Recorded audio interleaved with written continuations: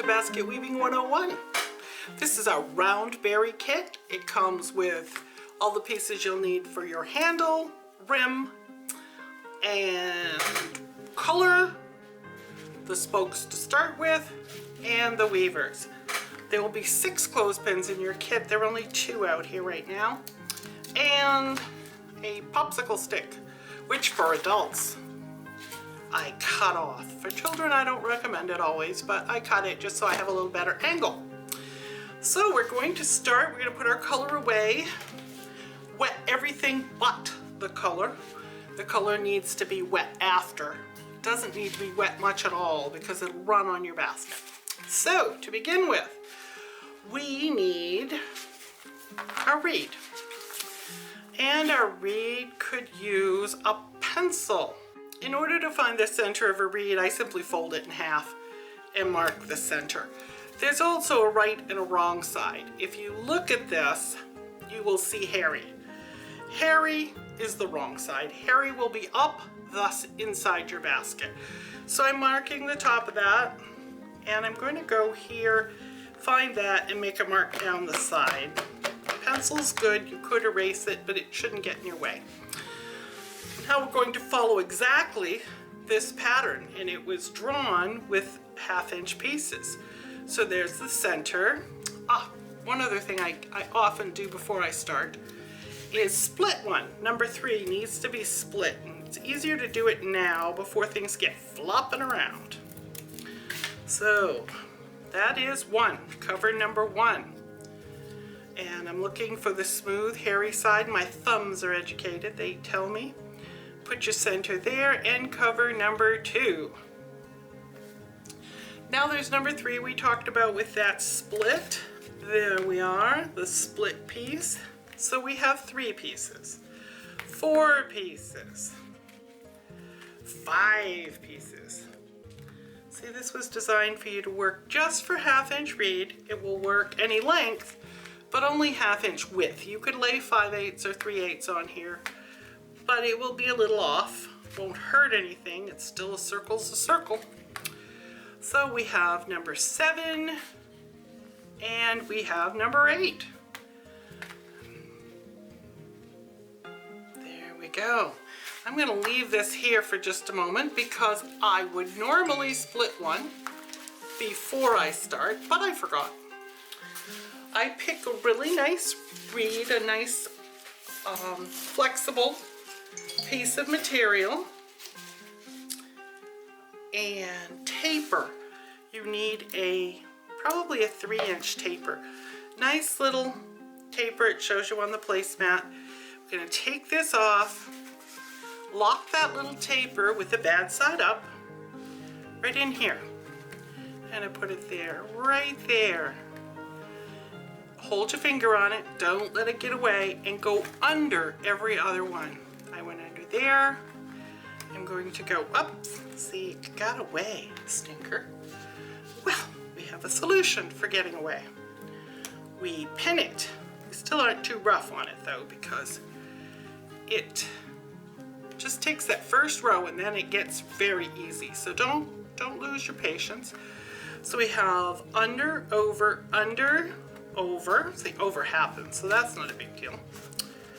Under, and I'm going to spin my basket, holding it all down counterclockwise instead of spinning my body, so I can get under that one.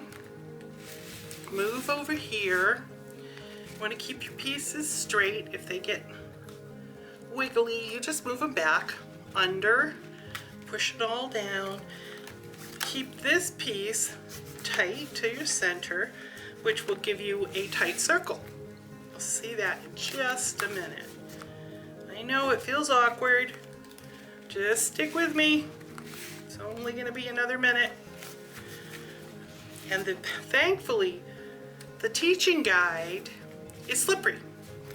So it allows these wet spokes to slide nicely. Oops. And now we're back where we started. Let's find our little end. It escaped while I wasn't looking, but it didn't get too far. And it happens, see? And I'm just gonna put it right back in there. Get in there. There you go. and come back. And the reason we have a split is because we need an odd number of spokes to change the weave as we come around. So, nice tight little tail there. There it is.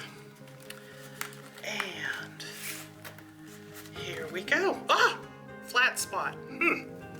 Let's just pull that flat spot right out. We need it to get tighter to the center. So I did that by pulling a little bit here. And now look at our center. Nice and round. And after this, it's under. It's under. Treat those as two separates. And it's under. And under. I lift up the piece of reed that I want to go under. I go under this. Over just sort of happens. Under. Under. See, spinning it helps too. There you go. Just work it. But don't worry about what happened before. Work the spot you're in. Don't worry about working over here. You'll get there. And around. And you'll see this step is here. It's number 2. And so we're probably about at number 3 at this point. And coming up close on number 4. Got 3 pieces, 3 rows. Oops, got a little loose there. Pack it right in.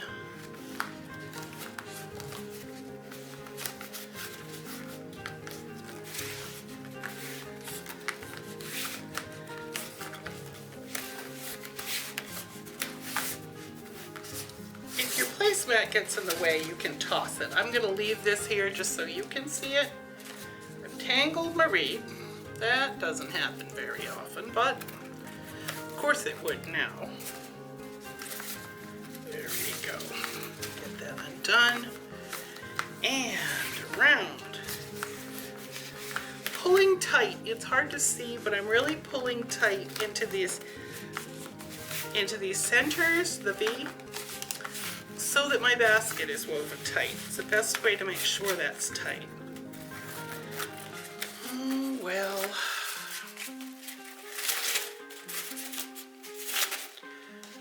when all else fails, you have scissors. There we go. So, we don't have as long a piece as we used to, and we're going to have to add a piece, but you learn that along the way. I think this is in the back of this sheet, so let's do this again. I try to hold my hand on the center. Cupping up is good. I'll see why later. So we're going to go in here and go back at least one. I'd really rather you go back. Well, we'll cut off that nasty part. We don't like that. You got to make sure the rough side is up. We're going to go back 4. Tuck it right here. Slide it right in there. Clothespins are useful. Good time now to use it just so it'll stay there till you get there. Then you remove it. When they get in your way, they gotta go. And go around one more time just so that I've locked all this in place, including my overlap and my new piece. And do a little trimming on the end. I didn't see how long that one was. Let's trim that out of there.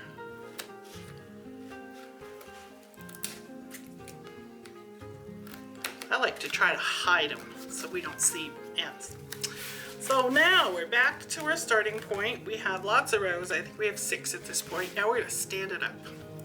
So you go behind, and the ones you're going to go behind, you lift. And you can use your left hand to hold them. And that gives you a little bit of, keeps them upright. Until the next time around. Ooh, get under there. Left hand's really useful. There we are. Here. To get under. So I'm using my middle finger to lift this up and go behind here. And then keeping some tension on it so it stays upright. Using my left hand to hold them in place while I try to move on to the next one. It's a lot of work. You'll get used to it.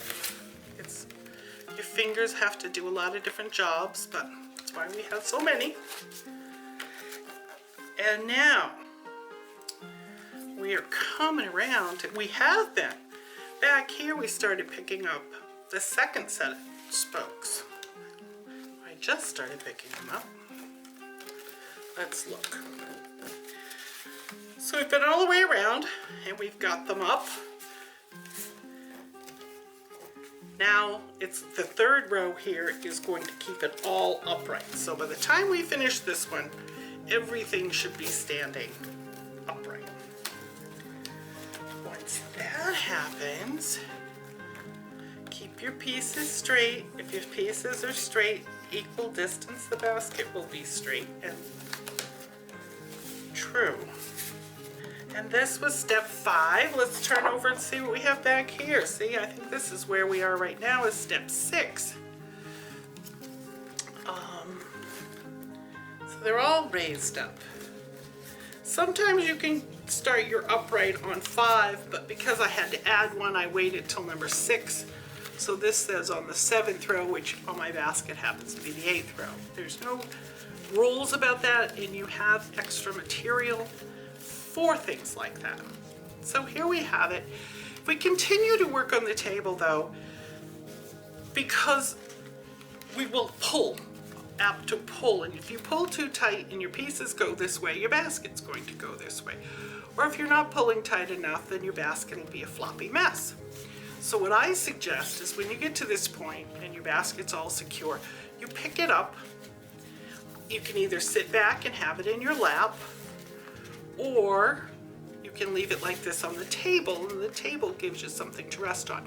Again, don't push in, don't pull out here. You want a nice even tension. You want those spokes, if they're bending in, help them out. And equal distance apart. The split's a little different, but straightening things up never hurt.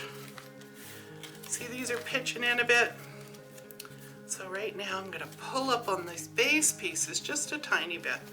Make them get in line, stand up. There we are. This is easy. At this point you could hand this basket to a 5-year-old and they could do this part, the weaving part. And when I teach people to weave baskets from my basket business, I often start the basket for them and get them to do this weaving. And once they're confident, or you're confident in this part, then learning the first part becomes easier. But with a kit, you have to start at the beginning. So we're gonna make this as easy as possible. Here we have the pieces. They're going right around. Isn't this working out nicely? I'm gonna have a big basket because I went that one extra row out. Now, here's the thing. We usually add our color at here. So I'm gonna add just a little piece and then we're gonna put our color. Adding, we go back 4. So we're gonna hide this end in here. This end's already hiding behind. And we're going to go, let's go one more around, just because we're here already. Pull that out, it wants to lean in. Pull them up, this is pulling feet. Just pull and it makes it nice and tight. Instead of, you can do it this way. You can pull these down, but it's tough on the fingernails. So pull here, put your thumb here. Much easier. Fingernails will thank you. Now, here we are. We do all the strange stuff at the split. So we're gonna cut this off because I wanna make it as less visible as possible. So I'm gonna tuck this in at the split, which I call the back of the basket. Even though it is round, it's the back. And add that color.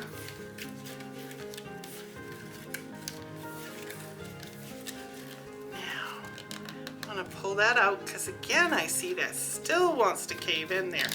And it's probably because that's the spot where I turned. And it'll behave a little differently, but It's your job to make it behave the way you want it to.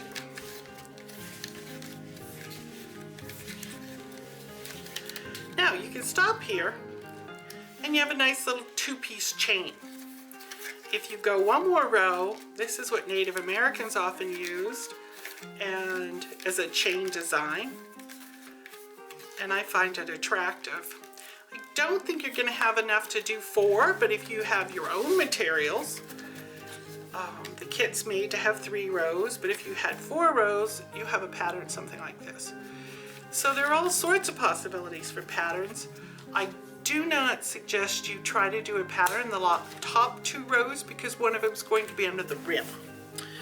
And unfortunately, you lose your pattern. So let's see. I'm going to put this in here.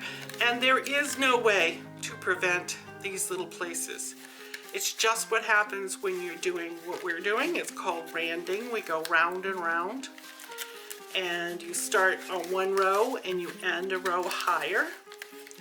So there's nothing to prevent that. This is going to be the way it goes. That's why I put it back. Okay, let's look. We're going here. Let's see if I have more reed. I think I may have used it all up. We've got a lot of weaving to do. We did. So we're going to end this basket at the split. We began at the split, we end at the split. Everything happens there. Let's see, we're gonna cut it. Remember we tapered. Let's stop on the back here. So, take this here. We tapered at the beginning. We're gonna taper at the end. So we have a half down here. We're gonna have a half up here. We're gonna go 3 inches back. This way our top will be straight and not just a blunt stop. Here, taper, there we go. Look at that. Ah, I came in just a bit. That's okay. They're all different. Now I'm just neatening it up, pushing my rows down, pulling my rows up, packing it tight. I want it to be nice and tight. I want it to, when it dries, it's going to be a little loose, so I don't want it to be wonky loose. Wonky is a technical term used in basket weaving. It means not quite perfect. Now, I like to cut all my pieces off. Just get my top all the same length. It makes it easier, and you've got some long pieces, some short pieces. So we have that. Let's brush the mess away. And this is where we are here. We've tapered our piece. We have the basket, and now we're going to do step number 10, which is bend to the inside, all of the ones that you can. And at the split, you're either going to have 2 you bend or 2 you cut off. But we have 2 we're going to bend. Let's set it up that way. Bend, bend, bend. Right over the top, over the edge. This is going to keep everything down under the rim. Now, I'm going to cut off a few pieces. Usually I don't do this till later, but I want you to see what I'm up to.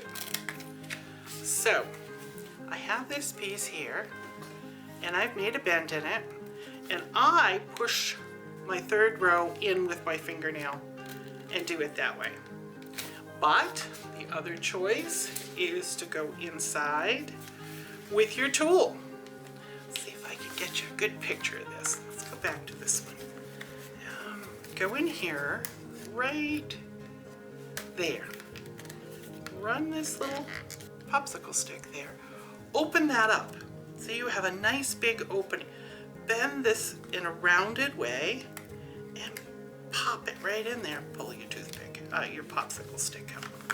So we're going to do that all the way around. I do mine by pushing from the outside. Habit works well for me. This is kind of the hardest part for a lot of people because your hands are tired. You've been at this a while. You're bending and you're poking, and if your materials are stiff, well, don't get discouraged. You can come back to this. You can always take your basket, dip it, don't get your blue part wet, dip it, pull up your pieces, and continue. It doesn't have to all be done in one day. So there we have it. See, we had an over, we're bending over, and we're bending this one over. because we had an odd number. Now the best part of basket making, I gotta tell you, is right here. You learn to aim when you, see, I can throw those things everywhere. Okay, here we are. Nice round basket. Now we're gonna break into the handle. So the handle comes bent. I like the flat side up. I like the way it feels on the hand. Sometimes it's not possible, but mostly it is. So we're looking for our split. Again, I told you that was the back. So we're gonna call that 3 o'clock. So at 12 o'clock, we're going to push our handle down in here. We want the handle to go right in here, follow this down. Again, I'm pushing from the other side, but where's my handy popsicle stick? There it is. Okay. I've got it backwards. I had the round side up and I don't really want that. So I've stuck the popsicle stick in there. See, that makes a nice gap. You look across, exactly across. I finished a whole basket and found my handle wasn't centered.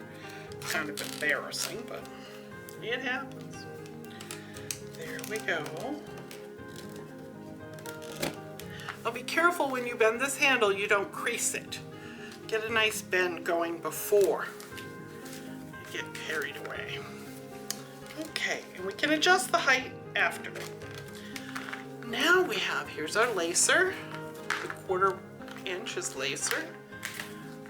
This is our rim.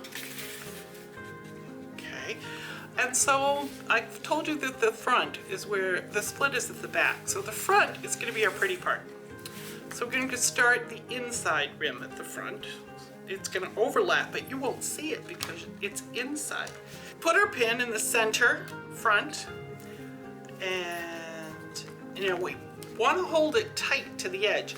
I don't want to see this, because if you do, when you come to pulling the lacer, it won't tighten up. So that's a good, pull it right in there, nice and snug. There you go. Nice and snug. And you're only covering the top row. Now you have 1/2 inch material here and a 1/4 inch here. So the goal is to have only covered that top row. Now you come back to the front and cut this off. Overlap, you want to cut it off at an overlap of at least 2 to 3 inches and pin. Now here we're almost at the end. We have the round reed. We're going back to the split where all of our messy stuff is. I'm going to take this off and set the round reed right on this edge. Right there. And now this piece of 1/2 inch is covering the top 1/4 inch plus the round reed, and it's sitting very nicely. Pinning it tight to the edges. There we go.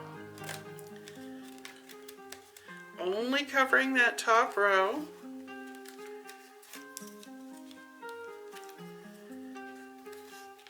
Come back around. Now the problem here is you can't overlap this round stuff. There's just not room in there, so I cut it so it's exact. But it's not going anywhere because it's pinned between those 2, 3, 1/2 inch. And snip this. We have an overlap, and we're ready for the lacer. This is the last part. Doing really well here. So this is the most important. This piece of reed needs to be soft and flexible, and I'm hoping your kit came with exactly that. We asked for it. I'm going to go inside and do just what we did before. We're going to try to get this down in here and follow one of those pieces. See your, ooh, there. Not very proficient with a popsicle stick. Turn. Make that opening for yourself. Make sure your hairy side is down. Ah! Don't let it get away. There we are. inside. See, it's right in there. Now, pull your popsicle stick out. You can use your pin on this so it doesn't go anywhere. We are on step 12 on our trusty instructions here. And what we're showing you, and we did show you, was this. Look at this. It's exactly like our picture. So we're folding all this in together. We've inserted our lacer, and we're going to get a pin on it right there. That is a perfect move. So we have the good side is up, outside, the bad side is down. To make openings as we need them. Our trusty little popsicle stick is making room for us here. Move the popsicle stick over, and we're going to move it over yet again. So we've made our opening, and we'll pull. I'm going to take the clothespin off, it's in the way. Oh, here we go. Be careful. I'm holding this very tight with my left hand here. I want to pull, not just with my right hand, but push here with my thumb. Now, this isn't, again, your hands are tired. Wait till another time to do it. Just re-dampen the top. So pull it through here. These would be your steps 13, 14. 14 is going to be around the handle, and we're headed that way fast. Whoops, look at that, it slipped right up. Make sure you're covering that top row. Took my pin off a little prematurely. Okay, there it is. Whoops. Yeah, see, I need that tool or my fingernails. Make an opening with those. Go.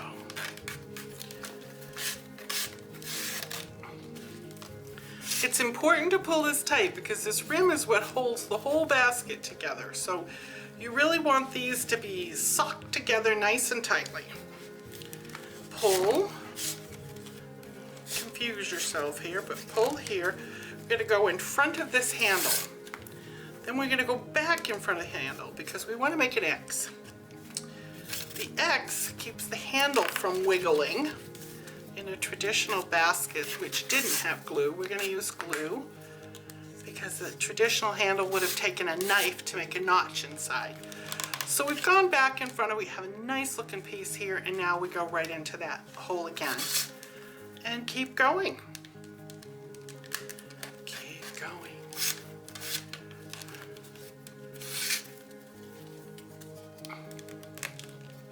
Some people like to cut a little angle on their lacer so it'll poke through nicely. I don't. Something I'm not used to. But if we hadn't, well, I'm going to loosen this up just to show you. If you had this and it weren't tight, say you had pulled this and you didn't have it tight, when you come to lace, right here, you've got to pull it in. So it's nice if you set it up that way so that there's no gaps. They're pinned close to your rim. That slipped just a bit because I was goofing off, I know. There we go. You can do this, anybody can do this. This is the harder part, it's harder in your hands because you have to hold on tight, but so the moral to that story is don't make 4 baskets and try to put rims all in at the same time because your hands won't be happy with you. Again, we're back at the handle and we're going to go in front of the handle. We're going to go in front of the handle, tighten it right up. There we are. Then we're going to go back in front of the handle because we want the X. Nice looking. Now I don't do this on baskets that would hang on the wall on the back. That's not necessary, but something with a top handle I do. Now, remember that little taper business we did? It's going to come back and get us right here. So I don't like this little end tuck in, I'm gonna hide it in there. But we have a taper, so we have a quarter of a piece up here and a whole piece here. So in order to keep from dropping way down here, whoops, it's getting slippery on me, dropping way down here and doing that, I choose to make an opening under the rim with my tool. Just like the rest of the way around, the opening was right underneath that rim. And I feel it looks so much nicer to do it there. Sometimes you have to do two of them, and that's fine. It'll have a much neater look. Because if you have sort of a messed up little place, that's the thing people notice. It draws the eye. So let's try to keep from doing that. Now the way I like to end, and usually these are two close ones because they're right by the rim. One more time, lift between my rows, my rims. I'm going to show you this from another angle. Give me just a second here. Well, I made the opening. I'm going to push it in between the rims and pull tight. See it? It's all hidden. Then you cut right along there. And now you have your basket. Now it's a little higher on one side. It's always going to be because